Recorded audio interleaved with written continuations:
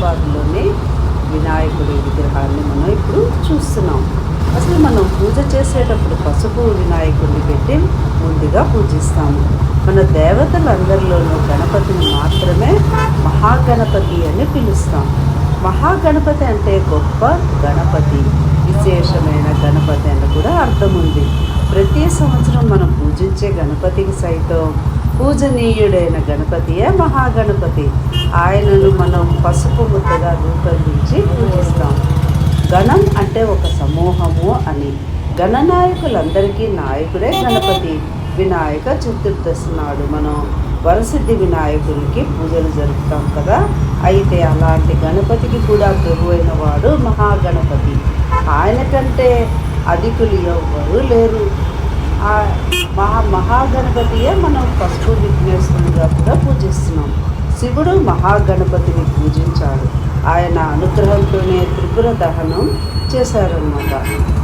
ఆనాడు గణపతిని అర్చించకపోతే శివుని ప్రయత్నాలు సైతం వ్యర్థమైపోయేవట. శ్రీహరి వామనావతారం దాల్చినప్పుడు గణపతిని పూజించారట. సృష్టి ప్రారంభంలో బ్రహ్మ సైతం ఆయనను ధ్యానించారు. దాంతో ఆటంకాలు తొలగి సృష్టి నిలబడిందని చెప్తున్నారు. మహిషాసుర సంహారానికి ముందు జగదాంబ సైతం గణపతిని ధ్యానించింది. మునిజనం మొదట తపస్సు ద్వారా అష్టసిద్ధులు పొందుతారు. వాటి ఆకరణలో పడవారెవరు మోక్షాన్ని పొందలేరు. వాటి ఆదర్శంలో దిగజారిపోతారు కూడా. అప్పుడు మహాగణపతిని ధ్యానిస్తే ఆటంకాలు తొలగి ముక్తిని పొందగలుగుతారు. ఆటంకాలను పరిహరించేదే గణపతి. అసలు దేవుడు ఒకడే, ఆయనే పరబ్రహ్మ. ఆయనే మనం వేరు రూపాలుగా కల్పించుకొని వరసిద్ధి గణపతిగా, విద్యా గణపతిగా, లక్ష్మీ గణపతిగా ఇలా వేరుగా పూజలు చేస్తున్నాం. త్రిమూర్తుల మాఘంలో సూర్యుడిగా, దసరాల్లో అమ్మవారిగా, కార్తీకంలో శివకేశవుడిగా, భాద్రపదంలో గణపతిగా ఆయన ఒక్కడే వేరు ఉపాసనలుగా పొందుతున్నారు. ఇవన్నీ సగుణ రూపాలు, అంటే కన్ను ముక్కు వంటి అవయవాలు ధరించిన మూర్తులన్నమాట. అయినా ఉన్నది ఒకటే. దాన్ని మనం ఈ మాయా జగత్తులో అనేకంగా చూస్తున్నాం. నిజానికి అనేకం లేవు కదా. అద్దాల గదిలో నిలబడితే మనం అనేక రూపాలలో కనపడతాం. కానీ మనం ఒక్కరమే. అవన్నీ మన ప్రతిబింబాలేనని మనకు తెలుసు.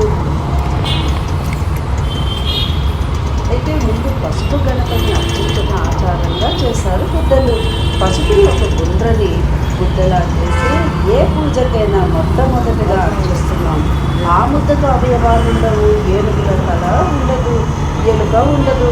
అంతేకాదు నైవేద్యం కూడా ఉండదు. సరైన రూపం లేని బెల్లం ముక్కనే పెడతారు అక్కడ. ఇంట్లో ఏ శుభకార్యం చేసుకున్నా ఈ పసుపు గణపతి పూజ చేయాల్సిందే. శుభకార్యాలను వీలు కట్టడం కూడా మహాగణపతిని ఉద్దేశించి చేసేదే. ఆఖరుకు వినాయక చవితి నాడు ఎంత ఖర్చు పెట్టి పెద్ద గణపతులు ప్రతిష్ఠించినా ఈ హరిద్రా గణపతియే అందరికీ మూలకారకుడు. ఆ నిర్గుణ తత్వాన్నే వేదం కీర్తిస్తుంది. అన్ని గణాలకు ఆయనే ప్రధానం. కవులకే కవీశ్వరుడు స్వామి. ఆ స్వామికి మరొక పోల్చగలిగిన దైవమే లేదు. అందరూ దేవతలకు శ్రేష్ఠుడు. మహాగణపతియే ప్రధాన దైవం. ఆయన వల్లే వేదాలు వచ్చాయి కనుక ఆయనే వేద గణాలకు ప్రభువు. ఈ తత్వమును తెలుసుకోగలగడమే ఒక అదృష్టం మనకి. ఓం గం గణపతియే నమః అంటూ ఎప్పుడు ఆ స్వామిని తలుచుకుంటూ ఏ పని మొదలుపెట్టినా కూడా మనకి జయం కలిగిస్తాడు. ఈ స్వామి విఘ్నాలు లేకుండా చేస్తాడు. ఓం గం గణపతియే నమః.